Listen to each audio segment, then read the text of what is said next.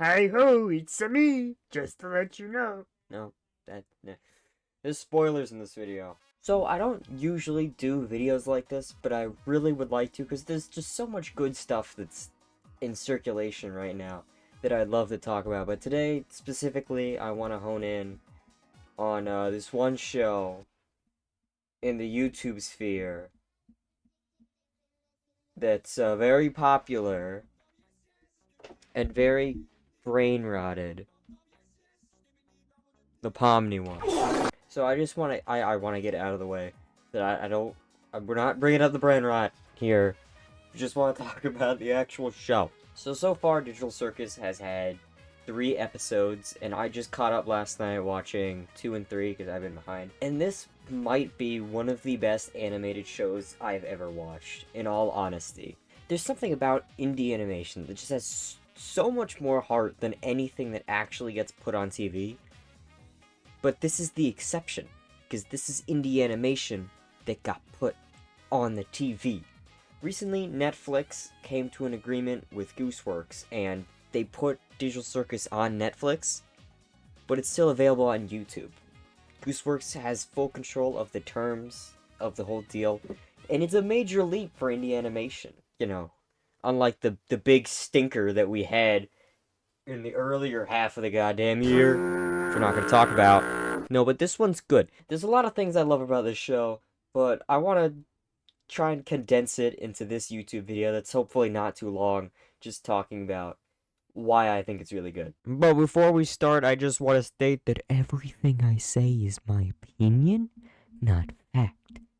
If you disagree with me, you don't have to tell me to kill myself. I'll do that already. So this show tackles the overused cliche of getting transported into a video game. Yet it's such a refreshing take on it. I think one major factor of it being just feeling so much better is, like movies with Free Guy and Jumanji, there's barely any difference between the real world and the video game world. Only difference being hologram. Jumanji, it just looks like the real world with jungles, but it's got hologram. And Free Guy, oh, that's just Ryan Reynolds on the street. Just kidding, hologram. But Digital Circus establishes immediately that nothing makes sense. That all the characters are all screwed up. They're not humanoid. They look funky. And they admit to looking funky. Their real life is not some different world that we have to transport ourselves to. It's our world. And we're transporting ourselves to this world just like the characters are. So it's so much more immersive already than Jumanji. The immersion, it doesn't end there, because it gets you lost in the story just with animation. Entirely honestly, you can mute all the characters and I would still be invested in it, because just look at the eyes. Look how expressive the eyes are. They tell a whole story without even needing dialogue. The animation is so fluent, so clean. You would never expect it from indie animation. What, the same thing that made Madness Combat on MS Paint like 10 years ago is now making Pixar level stuff. Maybe not Pixar level, but like, it's really damn good. Another thing, with the character design, you can immediately tell how this character is gonna act. Like, for example, King, his big, veiny eyeballs immediately tell you, this guy's kind of crazy, he's a little kooky, he's not like the other ones. You just immediately know that.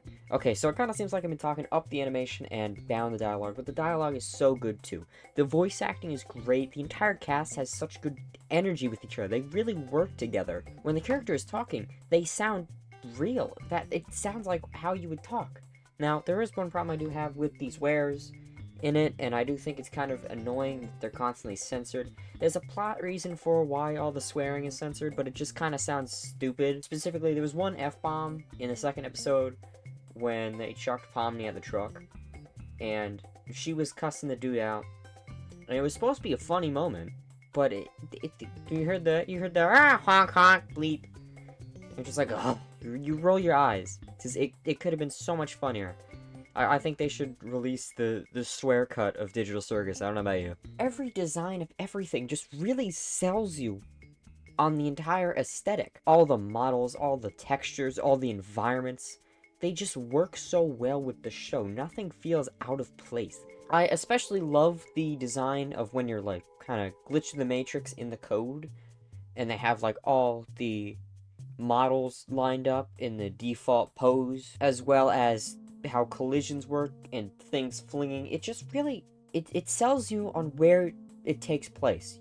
You fully understand this isn't a computer. This is simulated. None of this is real. Is it perfect and gorgeous all the time? No, but it's not supposed to be. And honestly, I'd argue that makes it perfect. But of course, there's one final thing we need to touch upon. We've talked about how beautiful it is and how unique it is, but is the story worth following? Yes. While we're not too deep into the story, they've already done an amazing job fleshing out the characters and their backgrounds, and by characters I mean Kinger, and by backgrounds I mean Dead Wife. Seriously though, we're not that far into the story, so we don't have much. What they've presented us with, I don't know about you, but it got me hooked. As soon as that first cliffhanger, I immediately thought, I need to know how this ends. I mean, do they escape? Can they escape? What is the figurine situation that she's hiding from us? We may never know, but we might know. That's why we have to keep watching.